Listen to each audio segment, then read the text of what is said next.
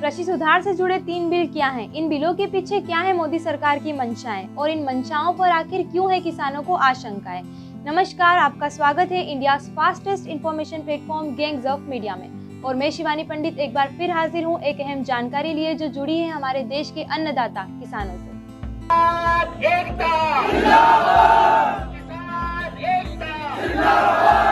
किसान विरोधी कानून वापस लो, वापस लो, किसान विरोधी कानून वापस लो, वापस लो। इस साल जून में मोदी सरकार कृषि सुधार से संबंधित 3 अध्यादेश यानी ऑर्डिनेंस लेकर आई थी। इन अध्यादेशों को संसद में बिलों के तौर पर पेश किया गया था। आपको बता दें कि लोकसभा में ये तीनों बिल पास हो चुके हैं। हालांकि सरकार के अंदर इन बिल्स को सबका समर्थन नहीं मिला। केंद्रीय मंत्री हरसिमरत कौर बादल ने तो कैबिनेट से इस्तीफा तक दे दिया। हरियाणा और पंजाब के किसान भी लगातार इन बिलों के खिलाफ प्रदर्शन में लगे हुए हैं। आपको बता दें कि बीते दिनों किसानों पर लाठीचार्ज तक हुआ है, पर सरकार इस बात पर डटी हुई है कि यह बिल किसानों की भलाई के लिए है, यह उनकी आमदनी बढ़ाएगा। तो फिर आखिर क्यों विधेयकों का विरोध सड़क से संसद तक पहुँच गया? इन्हीं प्रश्नों को हल करने हम आपके लिए वीडियो लेकर आए हैं, जिसमें हम सरकार और किसान दोनों का दृष्टिकोण समझने की कोशिश करेंगे। तो आइए सबसे पहले बिल समझते हुए जानते हैं सरकार की मंशाएं। मोदी सरकार ने कुल 3 संशोधित विधेयक यानी अमेंडमेंट बिल्स पास किए हैं। पहला आवश्यक वस्तु संशोधन विधेयक 2020। 50 के दशक में यानी आजादी के ठीक बाद भारत में सूखे और अकाल जैसे हालात थे।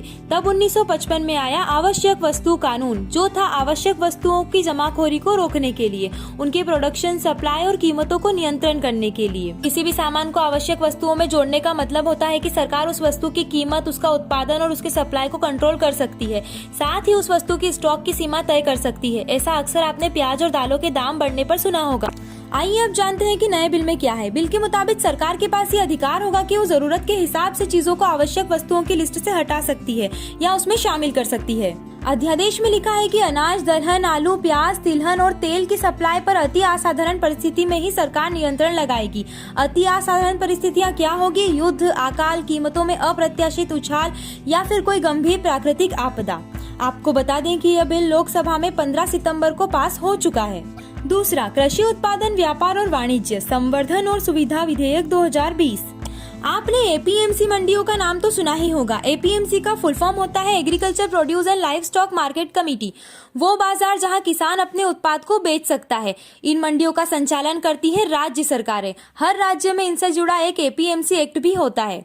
अधिकतर राज्यों में ये नियम है कि किसान अपनी फसल एपीएमसी मंडियों में ही बेच सकते हैं। बदले में उन्हें अपनी फसल का न्यूनतम समर्थन मूल्य यानी मिनिमम सपोर्ट प्राइस दिया जाता है। आइए अब जानते हैं कि नए बिल में क्या है। किसान एपीएमसी मंडियों के बाहर भी अपना उत्पाद बेच सकते हैं। वो दूसरे जिलों में या राज्यों में भी अपनी फसल बेच सकते हैं। इसके लिए उनको या उनके खरीदारों को एपीएमसी मंडियों को कोई फीस भी नहीं देना होगी। आपको बता दें कि ये बिल 17 सितंबर को लोकसभा में पास हो गया है। तीसरा, मूल्य आश्वासन पर किसान, बंदोबस्ती और सुरक्षा समझौता और कृषि सेवा बिल 2020।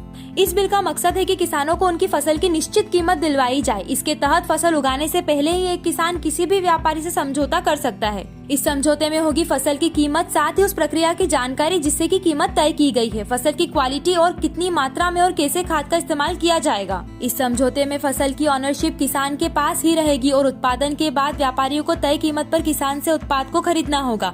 हो सकता है कि कोई व्यापारी खेती को स्पॉन्सर भी करे। ऐसे में खेती में लगने वाले बीज, खाद और आदि का खर्च उठाना होगा। ऐसे में इस खर्च को ध्यान में रखते हुए फसल की कीमत तय की जाएगी।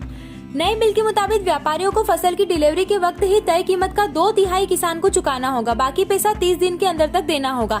इसमें यह प्रावधान भी है कि खेत से फसल उठाने की जिम्मेदारी व्यापारी की होगी। अगर किसान अपनी फसल व्यापारी तक पहुंचाता है तो इसका इंतजाम भी व्यापारी को करना होगा। बिल में इस बात का भी प्रावधान है कि अगर कोई एक पक्ष एग्रीमेंट तोड़ता है तो उस पर पेनल्टी लगाई जाएगी। यह बिल भी लोकसभा में पास हो चुका है। ये तो हुई इन बिल्स की बात, पर हमारे देश के अन्नदाता क्यों है इन बिल्स को लेकर परेशान?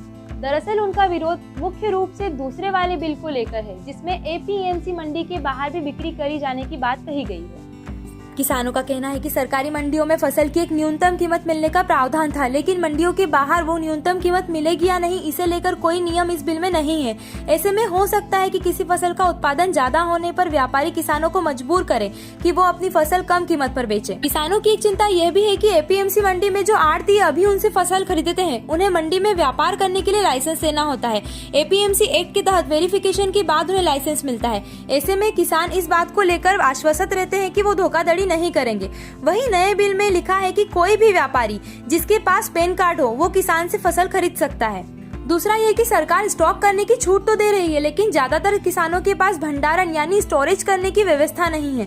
जैसे सब्जी किसानों के पास सब्जियों का भंडारण करने के लिए कोल्ड स्टोरेज नहीं है। ऐसे में उन्हें उत्पादन करके अपनी फसलें औने पौने दाम पर व्यापारियों को बेचनी होगी। प्राइवेट कंपनी के पास ज्यादा क्षमता और संसाधन होते हैं, तो वे इनका स्टॉक करके अपने हिसाब से मार्केट को चलाएंगे। ऐसे में फसल की कीमत तय करने में किसानों की भूमिका नहीं के बराबर रह जाएगी। कमान बड़े व्यापारी और कंपनियों यानी प्राइवेट प्लेयर्स के हाथ में चली जाएगी और वे ज्यादा फायदा उठाएंगे। पूरा वीडियो देखने के लिए धन्यवाद। और अगर आपको हमारा ये वीडियो जानकारी पूर्ण लगा हो तो इसे लाइक और शेयर कीजिए और ऐसे ही देश और दुनिया की तमाम खबरों के लिए हमारे चैनल को सब्सक्राइब करना ना भूलें।